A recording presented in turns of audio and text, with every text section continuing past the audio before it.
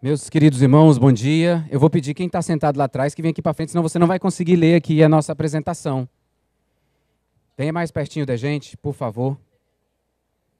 Presbiterianismo avançado é a nossa turma. Então você pode chegar aqui mais pertinho para a gente ter esse momento de aprendizado juntos.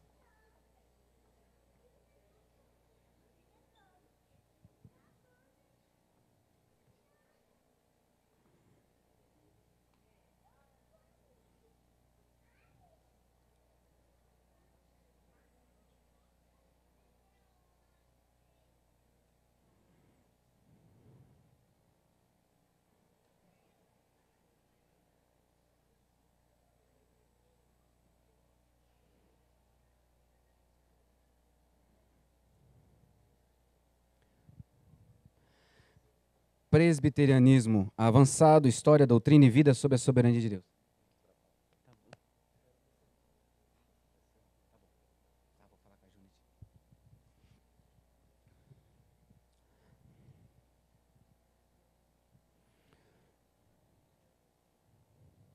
Só para eu ter uma ideia, quem está aqui e já fez essa classe, está repetindo a classe?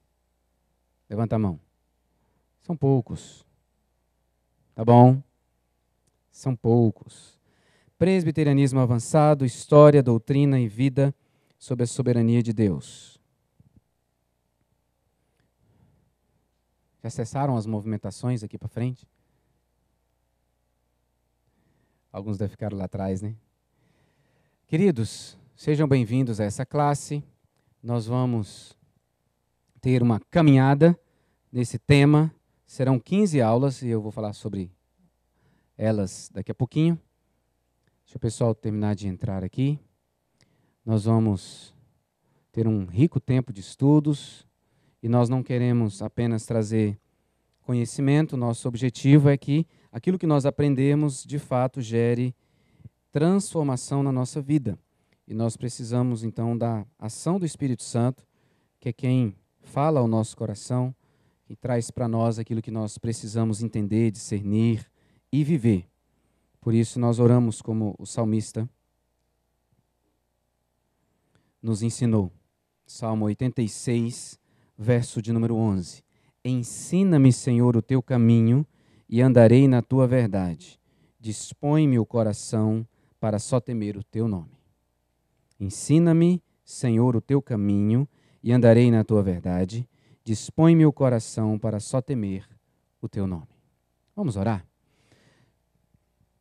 Deus, nós agradecemos-te por essa manhã e tão rica diante do que já recebemos do Senhor.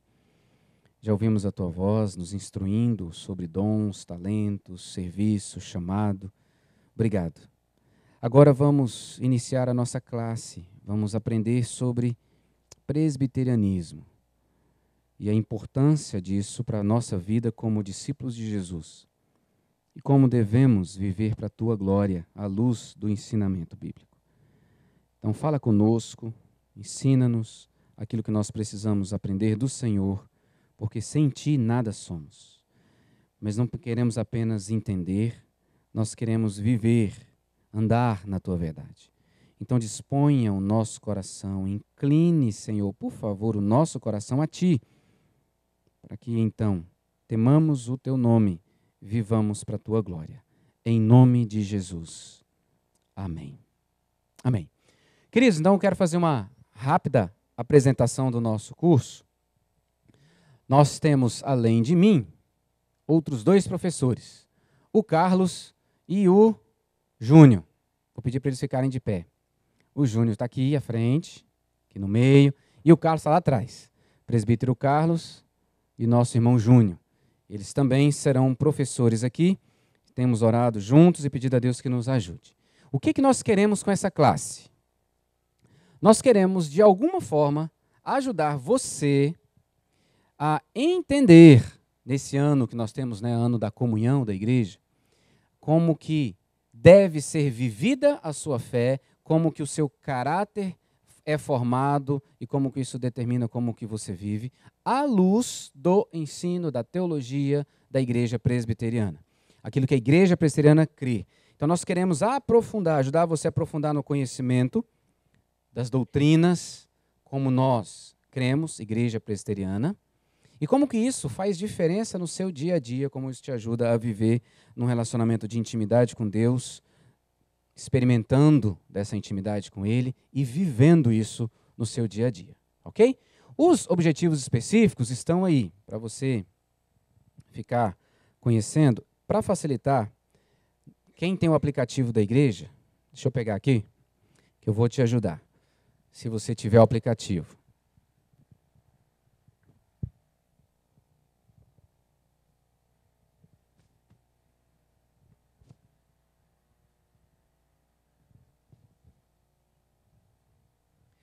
Quem tem o aplicativo da igreja? Levanta a mão aí. Temos um bom número. Então vamos lá. Deixa eu ver se... Hoje pela manhã eu publiquei no nosso aplicativo. Então se você abrir o aplicativo aí, quem tem o aplicativo, quem não tem, eu vou incentivar a ter, tá? Abra o aplicativo. Você tem o menu do lado esquerdo. Aí você vai encontrar início, igreja, palavra, culto, utilidades. Quando você vai em igreja, você tem... Não é na igreja.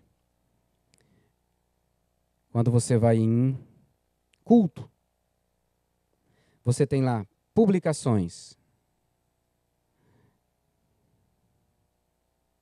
Não veio para cá.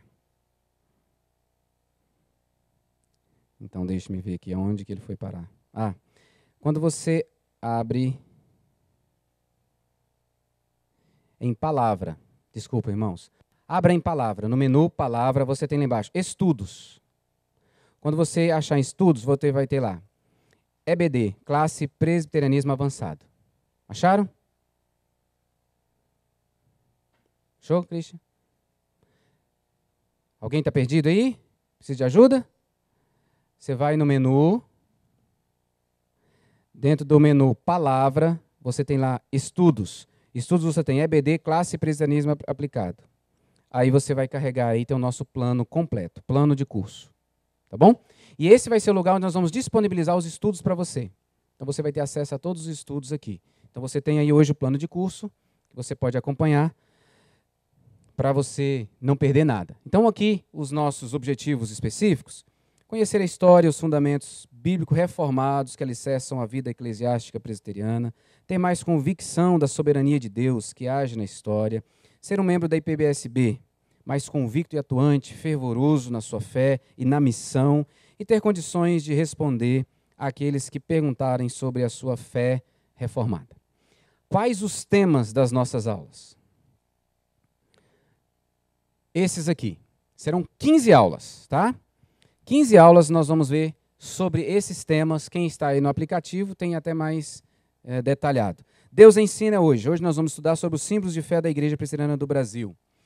Deus governa, sobre a cosmovisão calvinista. Deus é santo, sobre depravação total. Deus elege, eleição incondicional. Deus expia, expiação limitada. Deus atrai, graça irresistível. Deus sustenta. Vamos conversar sobre a perseverança dos santos. Deus cela. Vamos conversar sobre batismo cristão. Dia 21/4 não temos escola dominical porque temos o café da manhã de Páscoa. Então nós teremos o culto e não teremos escola bíblica dominical. Voltamos no dia 28, Deus de aliança.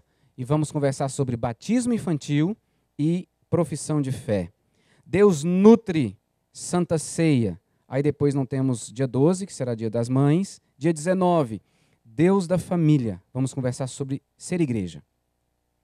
26, nós temos conferência jovem. E aí voltamos no mês de junho. Deus adorado. Vamos conversar sobre culto cristão. Como deve ser o culto. Deus capacita. Agora vamos estudar sobre a obra do Espírito Santo. Deus reina. Vamos conversar sobre o reino de Deus. Aí temos a Assembleia Geral Extraordinária para eleição de presbítero e diáconos. E terminamos dia 30 de junho com Deus consuma, ou Deus consumador. Vamos estudar sobre a segunda vinda de Cristo. Final dos tempos. A doutrina das últimas coisas. Ok? Você está vendo aqui os livros, ou pelo menos alguns. Quem está com o plano bíblico tem outros, vários outros. mas aqueles que eu indico para vocês como essenciais. A Confissão de Fé de Westminster, que você tem gratuitamente no seu aplicativo também. O que todo presbiteriano inteligente deve saber. Guia de Estudos na Confissão de Fé de Westminster, é um livro excelente, e o Cristão Presbiteriano. Eu estou com esses 3 livros aqui, se depois você quiser passar aqui e dar uma olhada, tá bom? Você fique à vontade, porque esses livros aqui fundamentam o que nós vamos estudar aqui. É óbvio que a Bíblia está acima deles, tá bom? Alguma pergunta até aqui? Vamos tentar numa sala grande dessa interagir, né, gente? Ver se a gente consegue interagir. Muito bem. O que a gente precisa começar refletindo quando pensamos no tema da nossa classe? Presbiterianismo avançado.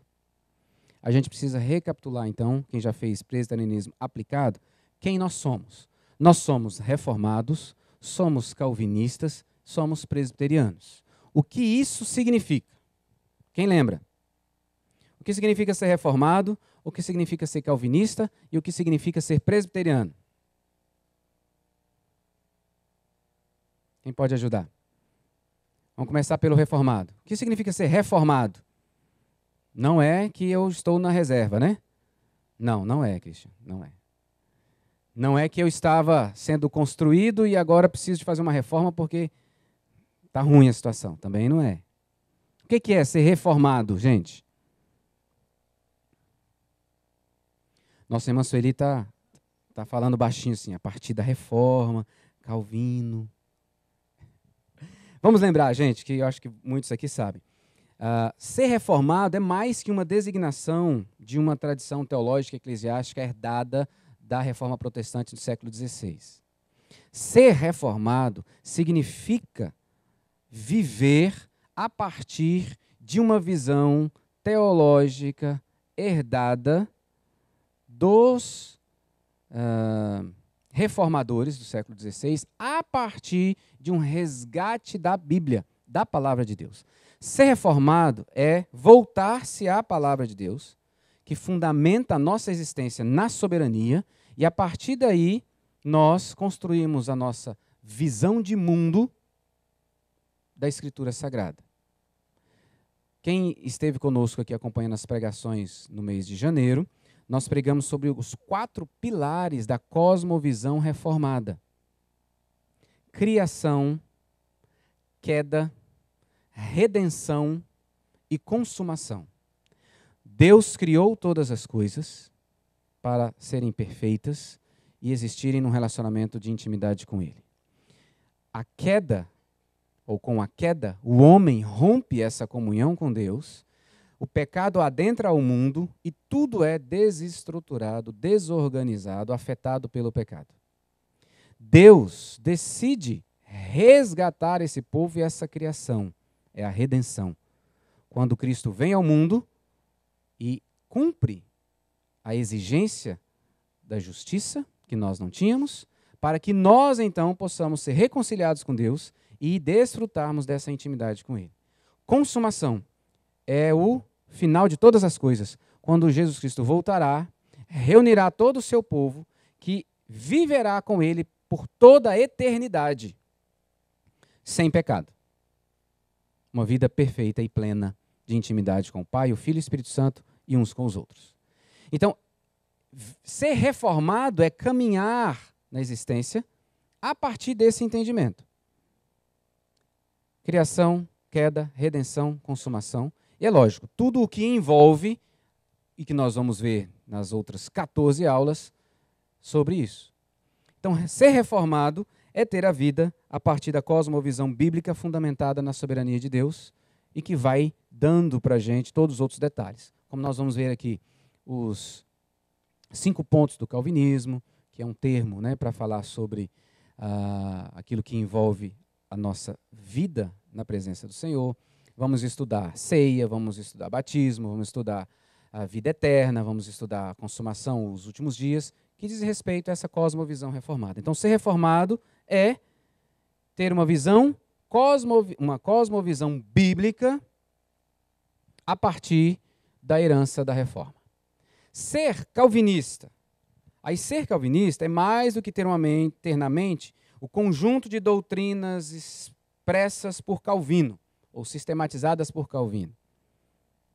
Calvinista não é só quem sabe o que Calvino ensinou.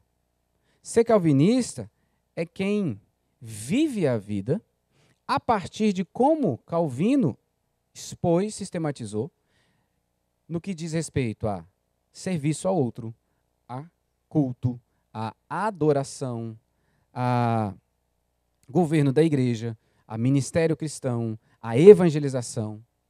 Então, ser calvinista não é só crer nos 5 pontos do calvinismo, não, gente. Ser calvinista é ter uma vida inteira que expressa tudo aquilo que foi sistematizado por Calvino, que foi um grande reformador. E ser presbiteriano? Aí diz respeito à nossa forma de governo. Nós somos uma igreja cuja forma de governo é representativa. A igreja elege presbíteros que pastorearão, governarão a igreja.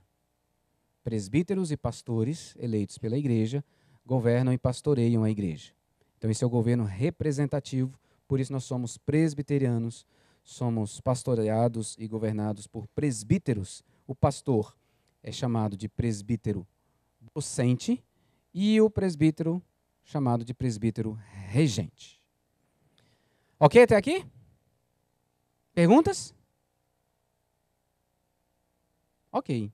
Deus ensina é o nosso tema hoje. Vamos pensar sobre os nossos símbolos de fé. O que é um símbolo de fé? Quais são os símbolos de fé da Igreja Presbiteriana do Brasil? Vamos entender um pouquinho da sua estrutura e conteúdo e vamos finalizar com a importância da palavra de Deus para a nossa vida. Então vamos lá. O que é um símbolo de fé? Quem pode me ajudar? O que é um símbolo de fé?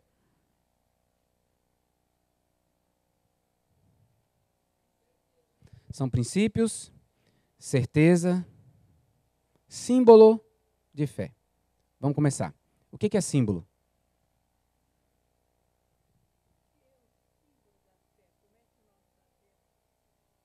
Ok, é isso que eu estou perguntando. Símbolo, vamos começar por símbolo. O que é um símbolo? Alguma coisa que expressa um significado. Ok. E quando nós perguntamos símbolos de fé, alguma coisa que expressa o significado da nossa fé? Podemos colocar assim? Ok.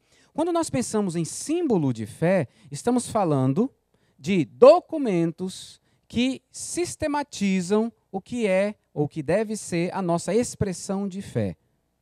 Fé não é simplesmente crer ou acreditar em algo. Fé é como eu vivo a partir do que eu creio e acredito. Então, quando eu falo em fé cristã, eu não estou falando do que eu creio apenas. Eu estou falando do que eu creio e como isso determina como eu vivo. Então, quando eu falo em fé cristã, eu estou falando em como um cristão vive, a partir do que ele crê.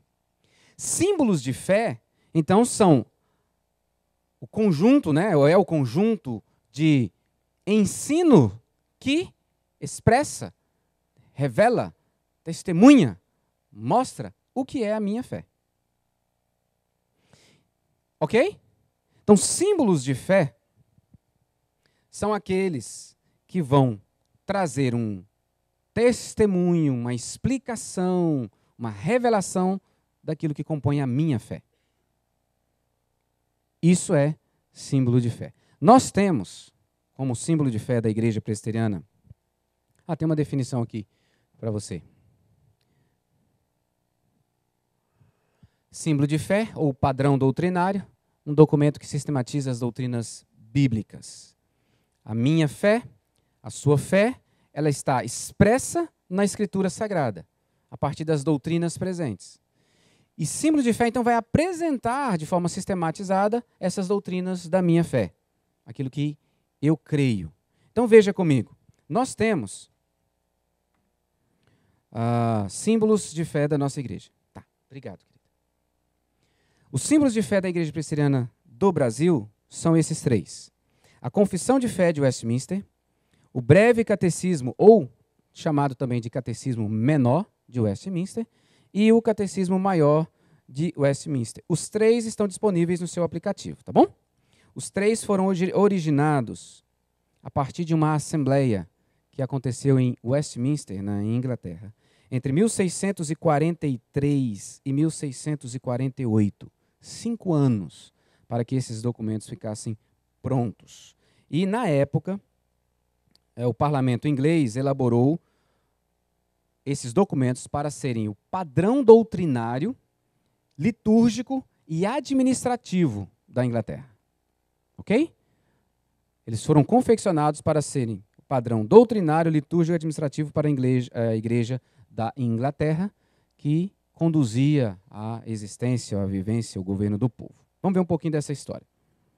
Até 1534, a Inglaterra havia sido católica romana, conduzida pela Igreja Católica Romana.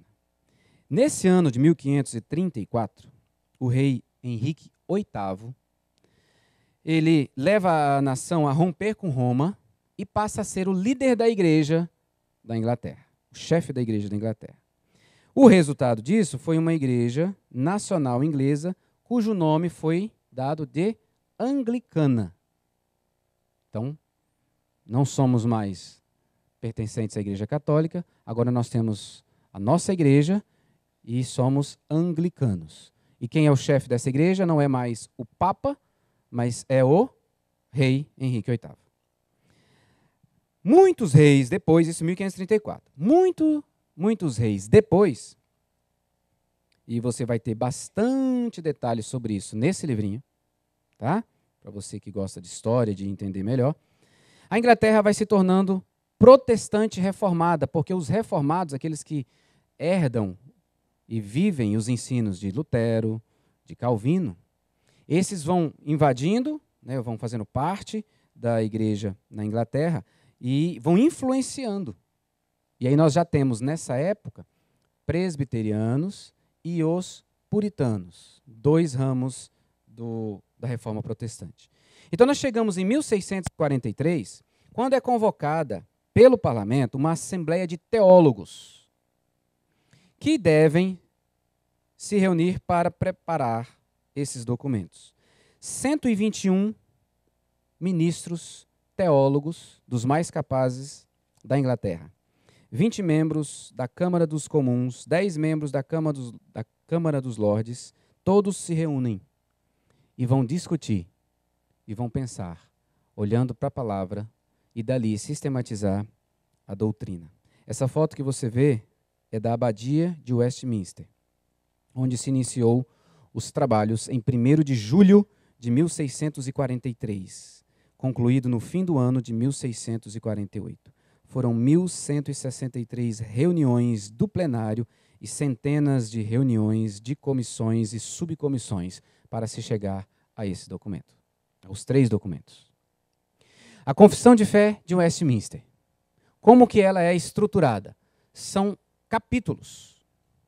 Se você abrir aí no seu aplicativo, você vai ver como é que ela está disposta. São 33 capítulos, isso originalmente lá, tá? Que abordam temas importantes da vida cristã. Começa com a doutrina da Escritura Sagrada, é óbvio que tinha que começar por aí, porque ela é um documento, a confissão é um documento que surge a partir da Escritura. Então, ela tem que primeiro colocar a importância dessa Escritura Sagrada. Depois fala sobre Deus, quem Ele é e a sua obra. Segue falando agora sobre o homem e a necessidade de transformação, de redenção. Capítulos de 10 a 15 vai falar sobre a doutrina da aplicação da salvação, como que Deus aplica essa salvação na vida do ser humano. 16 a 19, como que nós vivemos a vida cristã. 20 a 24, como que nós nos relacionamos na sociedade. Veja a profundidade do texto. 25 a 31, a doutrina da igreja, como que a igreja deve existir e viver. E a doutrina das últimas coisas, capítulos 32 e 33. Isso originalmente. Em 1903, a Igreja do Norte dos Estados Unidos fez emendas importantes e acrescentou 2 capítulos. O 34, que fala sobre o Espírito Santo, e o 35, que fala sobre as missões, do amor de Deus e missões, porque eram temas que não tinham sido abordados separadamente. Então, em 1903, a Igreja Presbiteriana do Norte dos Estados Unidos acrescenta esses 2 capítulos e é o que nós seguimos como Igreja Presbiteriana do Brasil. É um livro, um texto riquíssimo. Todas as vezes que trata de um tema, tem a exposição e tem toda a base bíblica. Vários e vários textos bíblicos para você ler o que eles estão dizendo e ver se realmente o que eles estão dizendo tem fundamentação bíblica.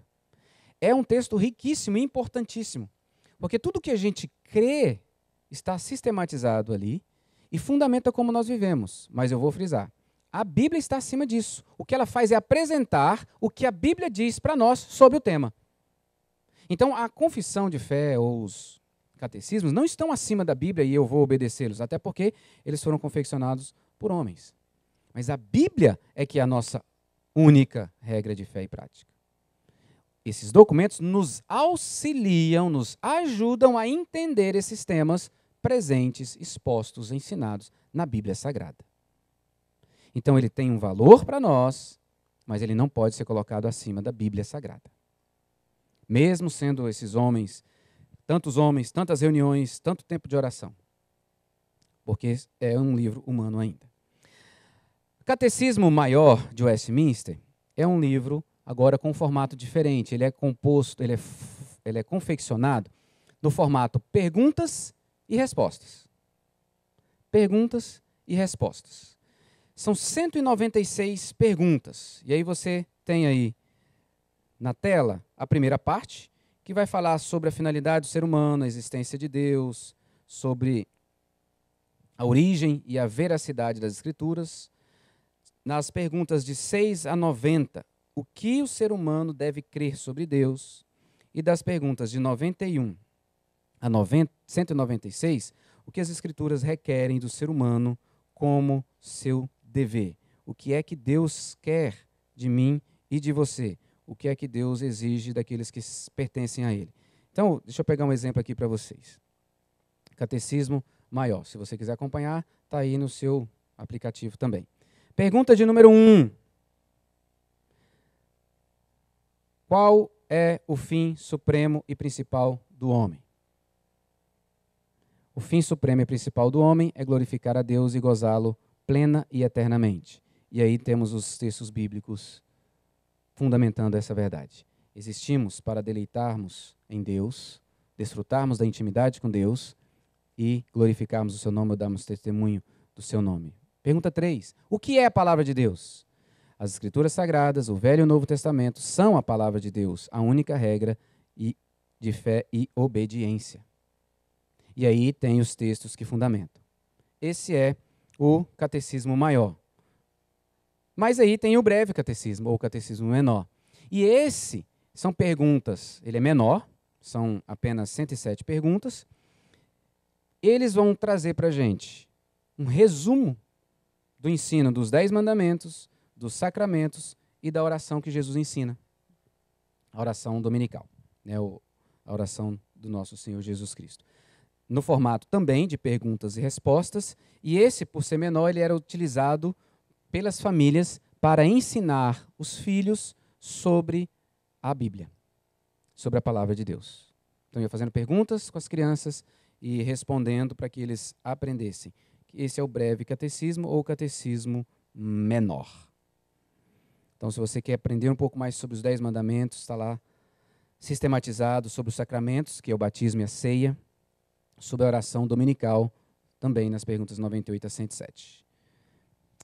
Perguntas? Alguma pergunta até aqui? Eu tenho uma para você, né? Está ali na tela. Mas antes eu quero ouvir a sua, se você tiver.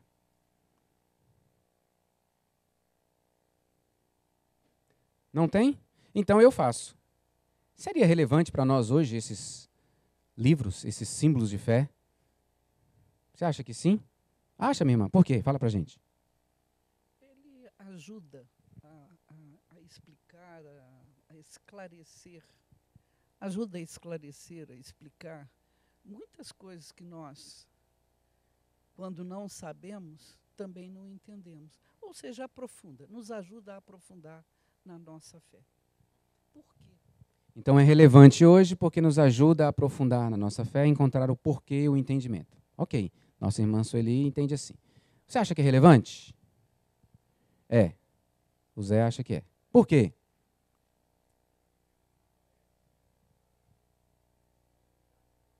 Favorece a unidade da igreja. Ok. Por quê, Zé? Vamos lá.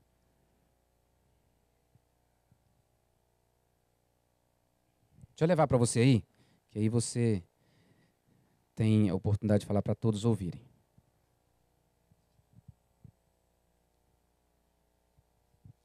Eu acho que ela ajuda a expressar a identidade da igreja, né? Esses princípios, esses conceitos, eles revelam o que a gente crê e também revelam a nossa identidade. Inclusive, eu até iria fazer uma pergunta sobre isso, né? Em que nível hoje a igreja presbiteriana adota esses símbolos de fé?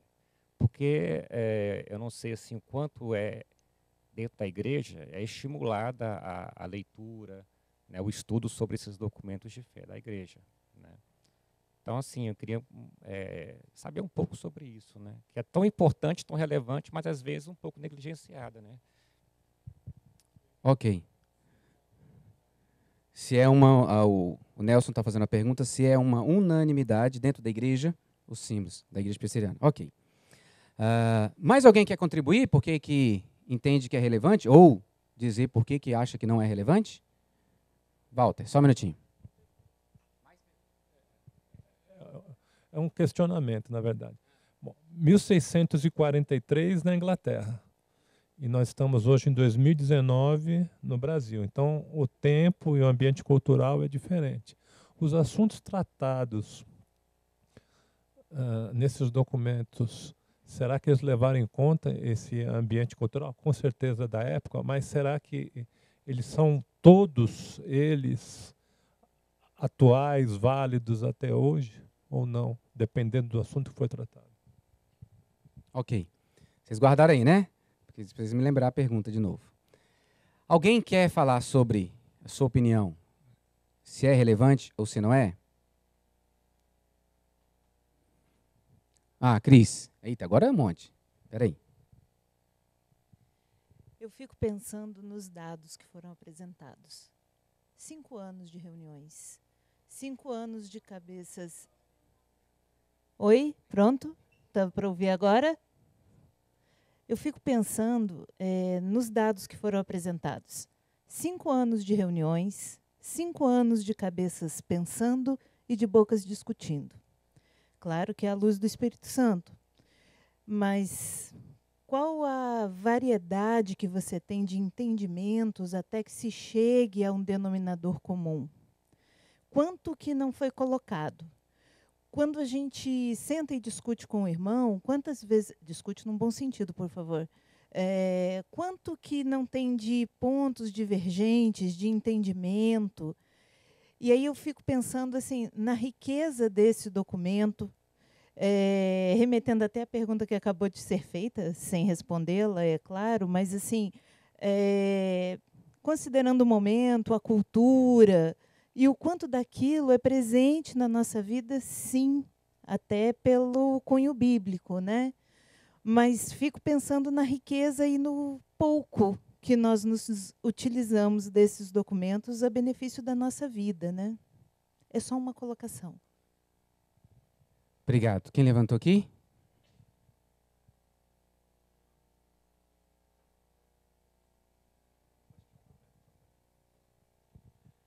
É mais um questionamento. Eu só queria saber qual seria a relevância nossa em relação a outras igrejas que surgiram depois de Lutero para cá, entendeu? Eu sei que tem diferenças, mas seria relevante ou não? Eu não entendo direito isso. Obrigado. Foi quem levantou aqui atrás? Marcelo? Então, vou dar a palavra para o Marcelo e vou começar a responder as perguntas, porque tem várias perguntas, senão eu vou esquecer. Antes de você, Marcelo, você concede aqui, por favor? A palavra de Deus é a mesma, né? Ontem, hoje e será sempre. Então, é relevante, porque a palavra de Deus nos ensina e esses ensinamentos também, né? Aproveitando a o questionamento ali do colega, existem muitas dúvidas com relação à doutrina. Cada igreja tem sua doutrina. E a nossa doutrina aqui é muito clara. É a nossa profissão de fé, é a Bíblia. Então, a Bíblia é a nossa base. Ok. E Marcelo, para eu começar a responder as perguntas, senão eu não vou dar conta do tempo. Pastor, todo conhecimento é fundamental, cara. Não tem o que discutir sobre isso aí. Ok. Então vamos lá, vamos começar a responder as perguntas. Por onde eu começo, né? Vamos começar. Qual a importância de nós termos símbolos de fé hoje na igreja do século 21? Qual a relevância para nós? Queridos, o Zé colocou aqui para a gente. A nossa identidade, ela está fundamentada naquilo que nós cremos. E nós cremos a partir do que a Bíblia nos ensina. Esses documentos sistematizam o ensino bíblico. Então, esses documentos são relevantes hoje, porque eles dizem quem eu sou e como eu creio. E óbvio, se esses documentos são usados por nós e não são usados por outras pessoas, por outros irmãos em Cristo Jesus, a identidade deles é diferente da nossa, porque eles não vão seguir o que nós cremos a partir do que aprendemos nesses documentos. Então, se a gente for usar um exemplo simples só para ilustrar isso, nós cremos na eleição incondicional. Deus escolhe um povo para si por sua soberana graça. Não há nada em mim que levou a me escolher. Irmãos nossos de outras denominações entendem que há uma eleição condicional. Deus, por ser conhecedor de todas as coisas, já sabia que aquela pessoa ia crer quando o evangelho fosse apresentado, então ele escolheu aquela pessoa para ser parte dele.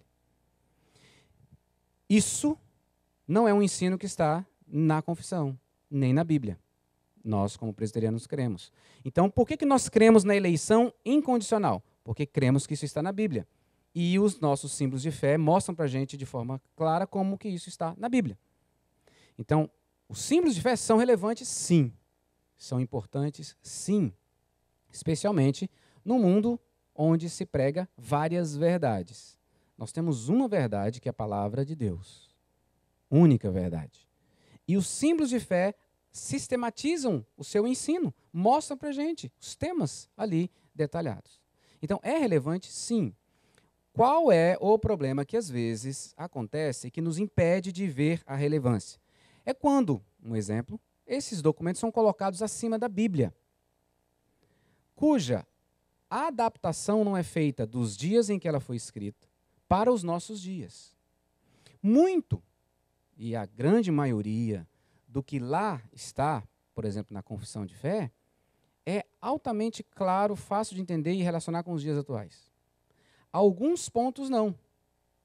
Porque estamos falando de uma Inglaterra no século XVII, para um Brasil no século XXI. Então, como que eles se reuniam? Não se reuniam como nós. Eles não tinham projetor, eles não tinham microfone, eles não tinham tantas coisas que nós temos, e que, às vezes, isso é interpretado de forma errada. Então, eles cantavam cânticos? Não, eles cantavam hinos compostos da sua época. E orientam que no culto público, o culto onde a igreja se reúne, deveriam ser cantados esses hinos. Se eu pego literalmente hino, então eu não poderia cantar cântico hoje. E às vezes alguns interpretam, não, a confissão de fé diz que nós não podemos cantar cânticos, só hinos, porque ela diz que nós devemos cantar só hinos. Espera aí, nós estamos no século XXI e nós temos cânticos, e cânticos são hinos. E eu não estou entrando aqui no mérito de alguns cânticos que não são nada, né? Falando de cânticos que realmente trazem uma mensagem bíblica. E aí você pega Colossenses 3, Paulo dizendo para a gente adorar a Deus com salmos, hinos e cânticos espirituais. Então vejam, o problema surge quando a gente quer colocar a confissão acima da Bíblia e quando a gente não atualiza o seu ensino sem perder a verdade, o princípio da verdade, mas não traz para a realidade dos dias de hoje. Tá ok?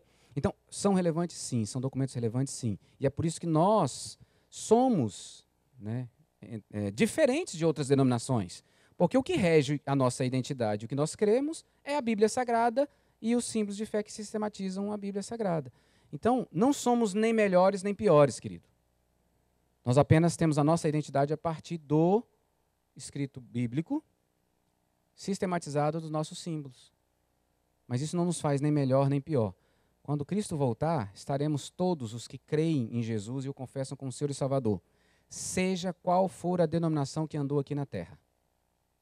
Se eu creio que o que garante para mim salvação eterna é crer em Jesus Cristo como meu Senhor e Salvador, não importa se eu sou presbiteriano, se eu sou batista, se eu sou metodista, se eu sou da cristã evangélica, se eu sou até católico. Se eu creio em Jesus como meu Senhor e Salvador, eu estou certo da salvação eterna. Porque eu creio que dentro da igreja presbiteriana, pensando no universo da igreja presbiteriana, nós temos muitos irmãos que cremos estar salvos e que não estão. Como eu creio que dentro da igreja católica, por exemplo, nós temos muitos que lá estão, que estão salvos. Porque isso não compete a mim e a você. Eu só estou dando introdução, nós vamos estudar isso quando formos estudar profundamente depravação total, eleição incondicional, expiação limitada, como que Deus orquestrou e está trabalhando e sustentando cada um de nós quanto à salvação. Por isso, não falte às outras aulas. Os catecismos, por exemplo, são excelentes para você ensinar os mais novos, ensinar os filhos. Pergunta e resposta. Filho, por que você nasceu? Por que você existe? Pergunta 1. Qual o fim principal do homem? E aí você vai, aqui, ó, o que a Bíblia ensina? Aí você lê e vai para a Bíblia. Vamos ver na Bíblia os textos bíblicos? Está ensinando seu filho a ler, a abrir a Bíblia, a ler a Bíblia e entender a palavra de Deus, o que ele ensina. Então, especialmente esses dois, que formato pergunta e resposta, excelente para a gente ensinar os nossos filhos. Eu respondi todas as perguntas? Alguém ficou sem resposta? Ficou, né? Então, ótimo. Então, vamos seguir. Agora, o mais importante é a Bíblia Sagrada. Ela é que está em primeiro lugar. Porque é ela que vai fundamentar os nossos símbolos. Então, quando você lê alguma coisa no símbolo, alguma pergunta, alguma afirmação, vai para a Bíblia e vê se realmente é do jeito que está sendo dito. Porque é a Bíblia a autoridade acima dos nossos símbolos. E quando nós pensamos em Bíblia Sagrada, nós precisamos pensar ou entender essas 3 palavrinhas. Revelação, inspiração e iluminação. O que é isso? Revelação, inspiração e iluminação. Rapidamente, então. Revelação, queridos. Deus se revela, Deus se mostra, Deus se faz conhecido através da Escritura Sagrada. Pronto, é isso. Revelação é isso. Deus mostra quem Ele é, o que Ele está fazendo, como que Ele governa todas as coisas, e isso está revelado na Escritura. Se você quer saber quem Deus é, o que Ele está fazendo, o plano dele, você vai para a Escritura, que você vai conhecer. E aí nós dividimos a revelação em 2, a geral e a especial. Quem sabe o que é a geral? Salmo 19:1. Alguém abra, por favor.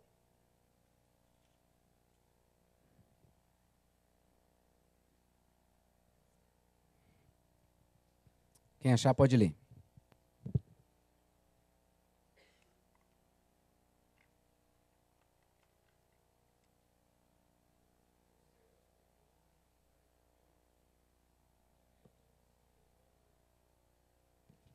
Ok, o que o salmista está dizendo? Que os céus proclamam a glória de Deus e o firmamento anuncia as obras das suas mãos. Sim, agora fala com as suas palavras. O que é que o salmista está dizendo para a gente? Que Deus se mostra através da sua criação, daquilo que Ele criou.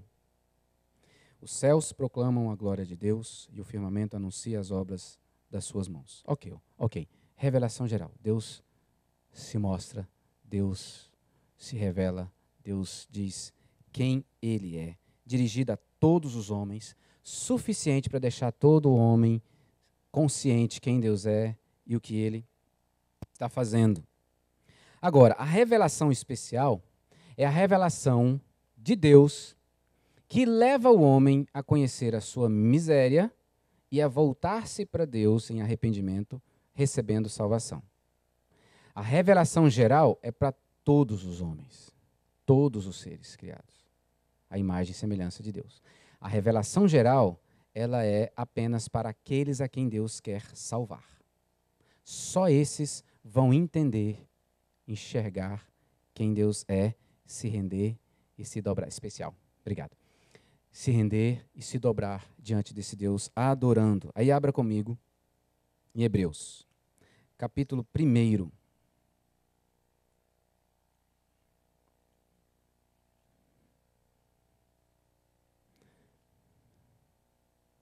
Hebreus 1, versos 1 e 2.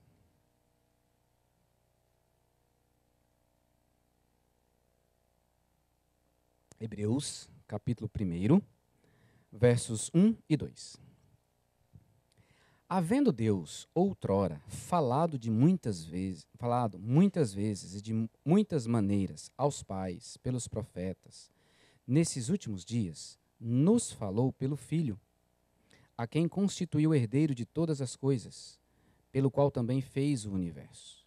Ele, que é o resplendor da glória e a expressão exata do seu ser, sustentando todas as coisas pela palavra do seu poder, depois de ter feito a purificação dos pecados, assentou-se à direita da majestade nas alturas. O que o autor aos Hebreus está ensinando? Deus falou de várias maneiras aos profetas, a todos os homens, durante muito tempo. Agora, Deus, nesses últimos dias, nos falou pelo Filho, por Jesus Cristo. Jesus Cristo se manifestou como a expressão exata do ser de Deus, resplendor da glória de Deus, para quê? Verso 3, purificação dos pecados. Só quem vai entender isso é quem recebe essa revelação especial de Deus, onde Deus se mostra e a pessoa, uau, que Deus maravilhoso, que graça é essa, como Ele me escolheu, e eu me rendo diante dEle. Volto a frisar que nós vamos mergulhar com calma nesses temas quando formos estudar sobre a salvação. Tá bom? Mas revelação é isso, que é importante. Revelação geral, revelação especial. Deus se mostra, Deus se apresenta, Deus se revela a todos os homens, para que nós saibamos quem Ele é. E isso nos torna indesculpáveis diante dEle. E a revelação especial, Ele nos mostra quem é de uma maneira que nós entendamos a nossa miséria e nos dobremos diante dEle em fé e arrependimento para a salvação. Falar que a revelação geral, ela é o motivo pelo qual nós somos indesculpáveis, e a revelação especial é o motivo pelo qual nós somos absolvidos ou somos salvos, né? Isso, Zé, obrigado. Isso está lá em Romanos, tá? Romanos é um texto de Paulo onde ele deixa claro isso, nós somos indesculpáveis porque Deus se mostra a nós. Então Deus mostra quem é, mostra o seu amor, mas quem não tem a revelação especial não vai se dobrar diante desse amor. Inspiração é a ação divina em levantar homens para registrar a Escritura Sagrada, sem erro, onde encontramos sua revelação especial. Então Deus inspirou homens. Deus não pegou a mente do homem e falou assim, escreve aí do jeito que eu quero, com as minhas palavras. Não. Deus inspirou homens com o poder do seu Espírito Santo para, conforme o estilo, conforme a cultura, conforme o tempo de cada um, escrever aquilo que Deus gostaria, ou aquilo que Deus planejou, aquilo que Deus planejou, escrever para tornar clara a revelação especial. Então é Deus agindo na mente e coração desses homens, não ditando para eles escreverem, mas agindo nos seus corações e mentes, cada um com seu estilo, vocabulário, característica especial, para registrarem as informações necessárias para a revelação especial. Ou seja, o plano de Deus para nos salvar. Resumindo. Abra aí, vamos ver um texto sobre isso. Segunda carta de Pedro, capítulo 1, verso 21.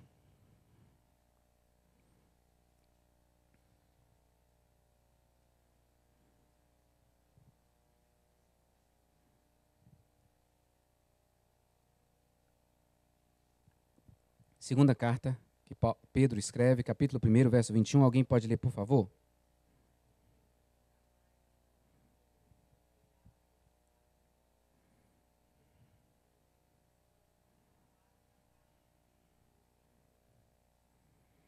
Homens falaram da parte de Deus, escreveram, registraram, movidos pelo Espírito Santo. Então a Bíblia é inspirada por Deus. O Espírito Santo inspirou homens para registrar o que nós temos nos livros bíblicos. E aí talvez surja uma pergunta: por que a nossa Bíblia tem 7 livros a menos que a Bíblia que os católicos usam?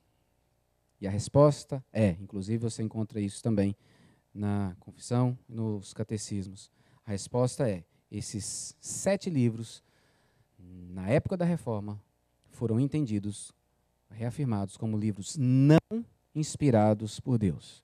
Eles têm valor histórico, mas não são considerados livros que foram inspirados por Deus, com autoridade divina, para nos trazer ensinos. Então você encontra em livros como, por exemplo, Segundo Macabeus, que é um livro muito bom historicamente, especialmente quanto ao período interbíblico, ele vai justificar o suicídio. Judite vai justificar a mentira. Segundo Macabeus vai ensinar a oração pelos mortos. Tobias vai ensinar a feitiçaria. Então, quando você pega esses textos e compara com o restante da Escritura Sagrada, opa, não dá, não cabe. Então, esses livros foram retirados da Bíblia pelos reformadores e nós, então, a seguimos. Diga, meu irmão, estou levando aí.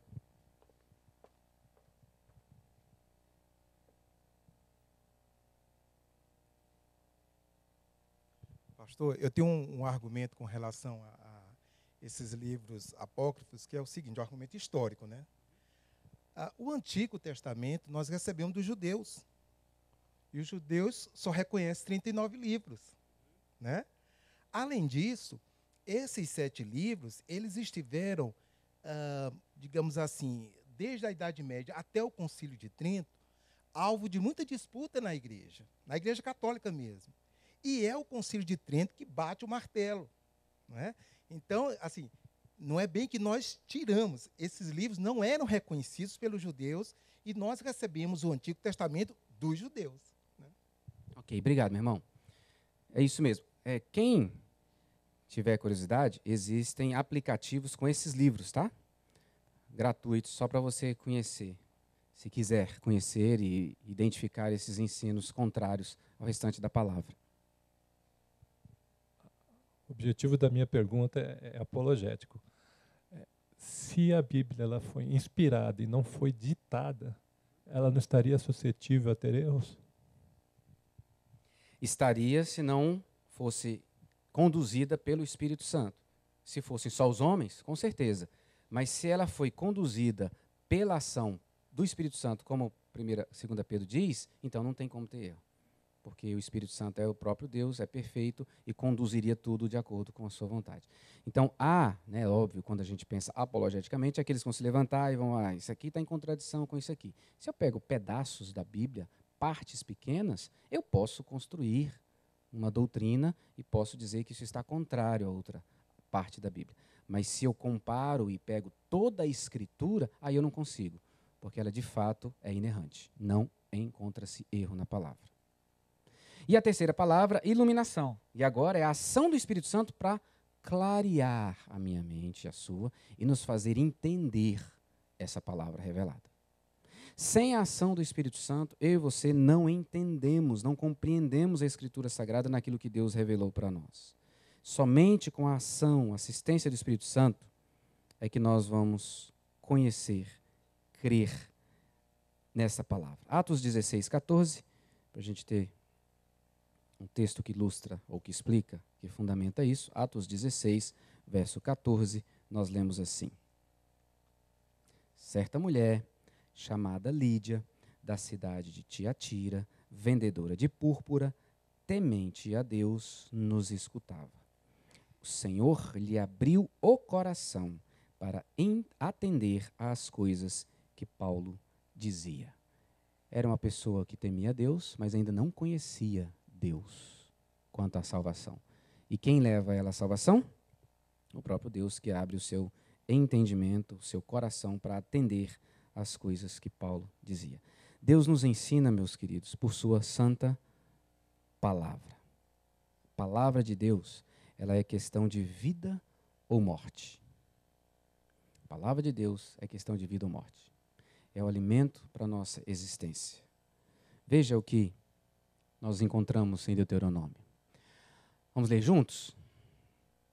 Aplicai o coração a todas as palavras que hoje testifico entre vós, para que ordeneis a vossos filhos que cuidem de cumprir todas as palavras desta lei. Porque esta palavra não é para vós outros coisa vã, antes é a vossa vida.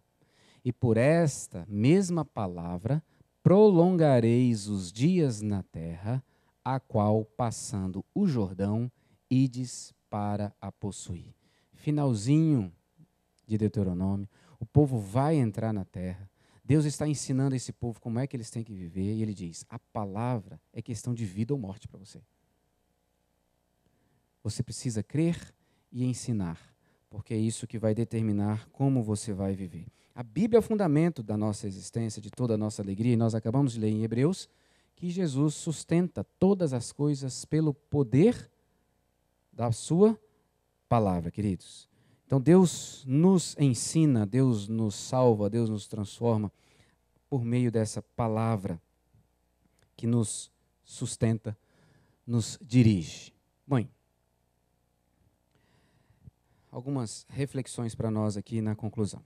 Ao afirmar que somos reformados, calvinistas, presbiterianos, não significa dizer que nós somos melhores, superiores aos outros. Significa que nós temos uma identidade a partir da Escritura e dos símbolos de fé que sistematizam o ensino bíblico. Então, nós não somos perfeitos. Nós dependemos totalmente da graça de Deus e da ação misericordiosa do Senhor para nos transformar e para nos dar condições de seguir e obedecer essa palavra. Não somos perfeitos. Somos totalmente dependentes de Deus. Carecemos da sua orientação clara. Nós devemos ser conscientes de que não é a igreja presbiteriana que salva. Quem salva é Deus, por sua infinita graça, que concede fé àqueles a quem Ele escolheu para ser seu povo. Então não é o ser presbiteriano que garante salvação. É o ser discípulo de Cristo pela fé e arrependimento, que recebeu como seu Senhor e Salvador. E somos conscientes, queridos, que as diferenças no pensamento de discípulos de Jesus estão presentes. Eu sou discípulo de Jesus, presbiteriano, penso em algumas coisas diferentes do meu irmão, discípulo de Jesus batista, ou do meu irmão, discípulo de Jesus assembleiano, ou do meu irmão, discípulo de Jesus, seja qual for a denominação. E eu estou falando de discípulo de Jesus, tendo em mente aquele que crê e confessa Jesus como seu único e suficiente Salvador. Não tem agregados para me dar salvação. Ah, eu creio em Jesus, mas eu guardo. Eu creio em Jesus, mas eu faço. Não, eu creio em Jesus. É o que a Bíblia ensina para a gente. O fazer, o viver, é uma consequência da salvação recebida de Jesus Cristo. Então, eu respeito os meus irmãos que pensam diferente, compartilho aquilo que creio, exponho como creio, para que Deus conduza e faça a obra que Ele precisa fazer. E quando a gente entende isso, então nós vivemos conforme o Evangelho. Porque às vezes nós fazemos de irmãos nossos que pensam diferente de nós, quanto à salvação, quanto à segunda vinda de Cristo, nossos inimigos. Eu penso que não vai ter milênio, meu irmão pensa que vai ter milênio, agora nós vamos brigar e somos inimigos de fato, porque eu penso que nós já estamos vivendo o milênio e ele pensa que Jesus vem, vai ter um milênio literal, 1000 aninhos certinho. E aí a gente briga por causa disso. E aí eu não estou sendo nem reformado, nem calvinista, nem presbiteriano. Porque o reformado, calvinista, presbiteriano, especialmente Calvino vai deixar isso muito claro nas suas institutas, nós entendemos, reconhecemos e caminhamos junto com os nossos irmãos, mesmo os que pensam diferente de nós. Porque acima de tudo isso está a Bíblia, que não tem denominação alguma. Tem um corpo, tem o povo, a igreja invisível. Todos aqueles que creem e confessam Jesus como seu Senhor e Salvador, que fazem parte do reino de Deus. Esses estarão todos juntos por toda a eternidade. Então, o discípulo de Jesus segue o Mestre e o seu ensino. Somos evangélicos porque vivemos esse evangelho de Jesus Cristo. Somos reformados porque seguimos herdamos e obedecemos o ensino resgatado na época da Reforma. Somos calvinistas porque cremos na sistematização apresentada, a sistematização da Bíblia apresentada por Calvino. E somos presbiterianos porque a nossa forma de governo é representativo por presbíteros. Essa é a nossa identidade como Igreja Presbiteriana do Brasil, nossa identidade como Igreja Presbiteriana de Brasília. Lembrei da pergunta do Nelson. Se há unanimidade na Igreja Presbiteriana do Brasil quanto à obediência aos símbolos de fé. Nosso país é continental. Igrejas presbiterianas de Brasília estão espalhadas pelo Brasil inteiro. Então você pode sim encontrar uma igreja presbiteriana em algum lugar do Brasil onde não preza e não segue os símbolos de fé na sua totalidade. E você vai encontrar, então, um pastor presbiteriano que cria um pouquinho diferente. Pastor presbiteriano que é milenista, pastor presbiteriano que é amilenista. Você pode encontrar igrejas onde se pensa um pouquinho diferente daquilo que os símbolos apresentam para a gente. Então, a orientação nacional é, os símbolos de fé são válidos, nós andamos segundo ele, ponto. E é o que nós, como Igreja Presbiteriana de Brasília, buscamos fazer. Mas você pode se deparar com igrejas que fogem um pouco disso aqui em vários temas, né? Talvez não tanto em doutrina teológica, mas estilo de culto. E que, lógico, estilo de culto... Alô? Estilo de culto acaba passando por aquilo que eu creio como doutrina teológica. Pastor, agora uma pergunta pode ser um pouco polêmica. Qual que é a força vinculante do símbolo de fé para os membros da igreja? Né? Você falou que pode haver alguma diferença, né, em relação às igrejas. E qual que é a força vinculante desse símbolo de fé para os oficiais da igreja? Tá? Ok. Nós estamos em pleno processo de Assembleia Geral para a escolha de um presbítero e 2 diáconos. Oficiais da igreja devem subscrever integralmente os símbolos de fé da nossa igreja. Eles devem, tanto que agora, desde o ano de 2017, na verdade, quem é indicado para participar do processo para a eleição de oficial, ele tem que fazer uma série de leituras, tem que fazer um curso comigo, e nesse processo ele vai discernir se ele tem um chamado bíblico para ser presbítero ou diácono, e entendendo que Deus o está chamando para o presbiterato ou diaconato, ele precisa conhecer os símbolos de fé e subscrevê-lo, ou seja, eu concordo com tudo que está aqui. Então, para ser oficial da Igreja Presbiteriana do Brasil, precisa concordar com tudo que está aqui. Para ser membro, não existe essa exigência, porque o membro pode chegar e vai ter que ser ensinado, discipulado, apresentado às doutrinas, aos símbolos de fé. Nós recebemos irmãos de outras denominações que não conhecem. Então, nós os recebemos, são irmãos em Cristo, foram batizados, são recebidos e vão começar nessa caminhada de aprendizado dos símbolos de fé.